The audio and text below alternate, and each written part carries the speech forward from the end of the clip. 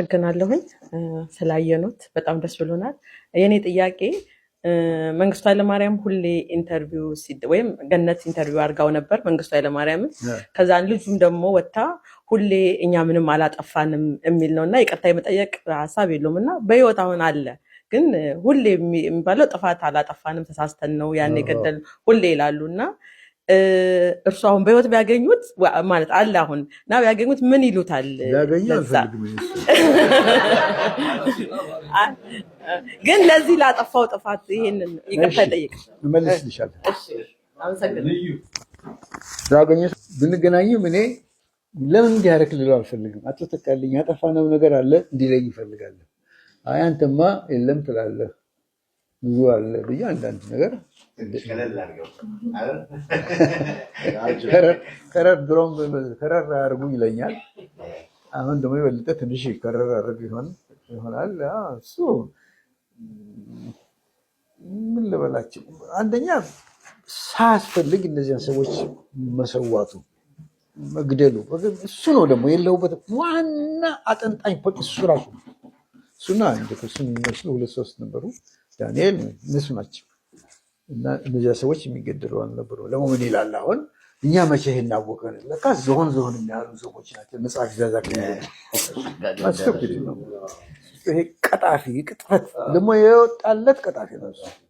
በመድኃኒዓለም የወጣለት በሚያደርግበት ሁኔታ መናገር ያስተምራል። ከዛ መጽሐፍ የገዙ ሰዎች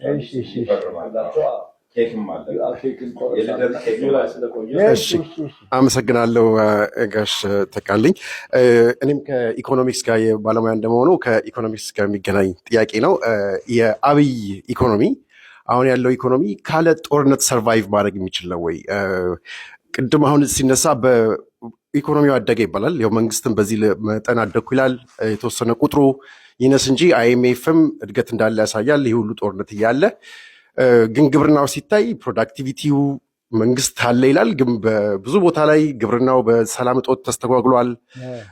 የገበሬዎች በግዴታ ስንዴ አምርቱ ይባላል። ስንዴ የማያመርት ቦታ እንትኖቹ ቁጥሮቹ ትክክለኞች አይደሉም። አንድ በኢንዱስትሪ ቢታይ አዲስ የተገነባ ኢንዱስትሪ የለም። ግድቡ አልቋል። ግን ኢቨን ይሄ ግድቡን የሚመነጨውን ኃይል ራሱ የሚጠቀም ኢንዱስትሪ መኖሩን የምናውቀው ይሄ ነው የሚባል የለም። ኢንፍራስትራክቸር ላይ ያሉ ትልልቅ ፕሮጀክቶች ከግድቡ እና ከምናልባት ቆይሻ ከሆነ በስተቀር ከሌሎቹ በፊት የነበሩ ትልልቅ ፕሮጀክቶች ሁሉ ቆመዋል። የሚታየው ነገር ይሄ ኤክስትራክቲቭ የሆነ መንግስታዊ ሌብነት ያለበት የሚመስልበት ማለት ነው። የአዲስ አበባ ውስጥ አሁን ያሉት እኔም በቅርብ እዛ ነበርኩ። ልማት ያለው አዲስ አበባ ውስጥ ብቻ ነው የሚመስለው። በጣም ብዙ ህንፃ ግንባታ አለ። ግን አብዛኛው የሚሰራው ይሄ የከተማ ልማቱ የሚባለው ኮሪደር ልማቱ ከባለ ሀብቶች ገንዘብ ባንክ አካውንት እየታየ ከ100 ሚሊዮን በላይ አካውንት ያለው ይህን ያህል ብር አምጣ እየተባለ ኦልሞስት መንግስት ኮርሲቭ ፓወሩን እየተጠቀመ ከህዝቡ ገንዘብ እየወሰደ ያንን ገንዘብ ወደ ኢኮኖሚ እያመጣ በዛ ነው እያደገ ያለው። ጦርነቱም ደግሞ ዋናው ትልቁ አሁን ኦሮሚያ ውስጥ ያለው የጸጥታ ስትራክቸር በጣም ብዙ ነው። ሚሊሻ አለ፣ ኬኛ ጌርና የሚባል አለ፣ 2-3 የጸጥታ ስትራክቸር አለ፣ በሺዎች የሚቆጠሩ አሉ። ሌሎች እንደዚህ ፕሮዳክቲቭ ጦርነት ደግሞ ቆሞ አያውቅም። በተለይ ከ2019 ጀምሮ ማለት ነው። እና ካለ ጦርነት ሰርቫይቭ ያደርጋሉ ይሄ ሲስተም ኢኮኖሚ ውስጥ የናዚ አይነት ኢኮኖሚ አናሎጂ ስላለ ነው። አሁን አንዳንድ ጊዜ የናዚ ኤክስፓንሽን ኢኮኖሚክ ጀስቲፊኬሽን ካለ ኤክስፓንሽኑ ሪሊ ሰርቫይቭ ማድረግ አይችልም የሚሉ አንዳንድ ሰዎች አሉ። የናዚ ኢኮኖሚ ከዛ አንጻር እንዴት ያዩታል የአብይን ኢኮኖሚ? በአንድ ፊት የምትናገረው ይመስላል ጦርነት ነው ይሄን መንግስት እናቆየው ደግሞ ይፈልጋል የመተንኮስ ነው እንደምታውቁት። ያንን መተንኮስ እንደዚህ ጦርነት በስልጣን ላይ የሚያቆየው ነገር ሆኖ የታየ ይመስላል። ይጎነትላል ሰው ብሎ ያላቅሙ አሰብን እንይዛለን። አሰብ ለኢትዮጵያ ታስፈልጋለች፣ ግን መንገድ አለ፣ የሰላም መንገድ አለ፣ ሌላም ስትራቴጂክ የሆነ ነገር አለ። እሱ ዝም ብሎ ይናገራል እንደ ሰው ለመጎንተል በቃ ያንን ከማንም ግሩፕ ጋራ ቋሚ የሆነ ዘላቂ ግንኙነት ሊኖረው የሚችል ሰው አይመስልም። ያው መጣላት ነው ከዚያም። ስለዚህ እሱ ጦርነት ጊዜውን የማራዘም የስልጣን ጊዜውን ለማራዘም የሚያደርገው ነገር ነው። ይህን እስካረኩ ድረስ ቆያለሁ ይመስለኛል። ከኔ የበለጠ የሚያውቁት ሰዎች አሉ። እነሱ ደግሞ የሚሉትም በተለይ ያጠኑ እንዲህ ያሉ እነሱ ማስማት ነው። ከውጭ ሳየው ደግሞ እዚያ ሄጄ ነበር ለጥቂት ጊዜ ሳየው ምንም እንዲያው አጥጋቢ የሆነ መጀመሪያ ሀገር የማስተዳደር ችሎታ አይታይም። ይሄ ፕሌን የሆነ ነገር ምንም በቃ ዝም ብሎ መዘላበል ነው። ምን ማለት ነው? ዛሬ አንዱ የተናገረውን ነገር ሌላ እንትን ይላል። ደግሞ ይሄ ሙስና ኮራፕሽን እንደዚህ ሀገራችን ውስጥ ስር ሰዶ የገባበት ጊዜ ትዝ አይለኝም እኔ ከነሱ በፊት ማለት ነው። መለስም ነበር፣ ከዚያ በፊት መንግስቱ ነበር። ከዚያ ሁሉ በበለጠ ሁኔታ በጣም ሙስና ገብቷል።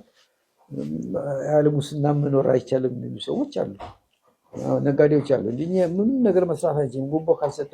ሰውየው ይጠይቃል በግልጽ 20,000 30,000 40,000 100,000 አስቀምጥ ይላል። እንዲህ የሚለውን ሰው ስራችን እንዲፈጸምልን ምን ማድረግ መክፈል አለብን። የሚቀጣው የለ እንዲህ ያለ ነገር አልሰራም ብሎ ይላሉ። ተበላሽታሉ ማለት አይቻልም። ስለዚህ አገር የመምራት ችሎታ አይታይም በመሪውም በምክትሎቹም በምኖቹም በኃላፊዎቹ ሁሉ። እዚያ ደግሞ ታች ያሉት ኑሯቸው ደሞዝ አይበቃም። የሚያካከሱት በእንትን ነው ሙስና ነው። ጉዳይን እንዴት ይመለከቱታል? እኔ ኮሜንት ኢትዮጵያ ያጣችበት ሁኔታ አሁን ወደፊትም ሙቪንግ ፎርዋርድ ኤኒ ኮሜንት ኦን ዛት? ታንክ ዩ። እኔ ይህን ጥያቄ ትንሽ ማስታወሻ ጽፌያለሁ ለኤርሚያስ ኤልያስ። ማን ነው ኤርሚያስ ይላል? ያኛው መጽሐፍ የሚያተም ጊዜም አለ እና ለሱ ልክለታለሁ። ምክንያቱም ወደብ አልባይቱ ኢትዮጵያ በሚል አርዕስት አጠር ያለች ነገር ጽፌያለሁ። አሁንም አንድ አይነት እንትን ያለ ይመስለኛል። አንድ አይነት ጊዜያዊ ነው ብዬ ነው የማምነው። ትንሽ አልፈውበታል እያልኩ አንድ ስሙን አስብ ነበር።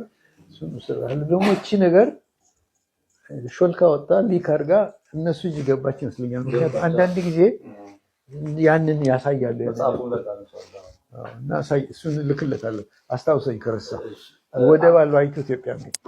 እንግዲህ ፕሮግራማችን ከማጠናቀቃችን በፊት ጋሽ ተካልኝን እዚህ ስናገኘው እኔ ብዙ ጠብቄ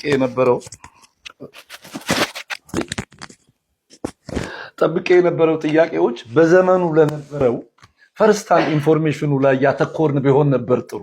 አብዛኞቹ የቀረቡት ጥያቄዎች የባህር ወደብ፣ የቀጣይ ኢኮኖሚ ወዴት ይመጣል፣ ከረንት ፖለቲክስ ላይ አልነበረም ብዙ እኔ አስቤ ነበረው። ምክንያቱም እሱ በኢትዮጵያ ፕላን በ5 ዓመት መሪ ፕላን ላይ ተሳትፏል።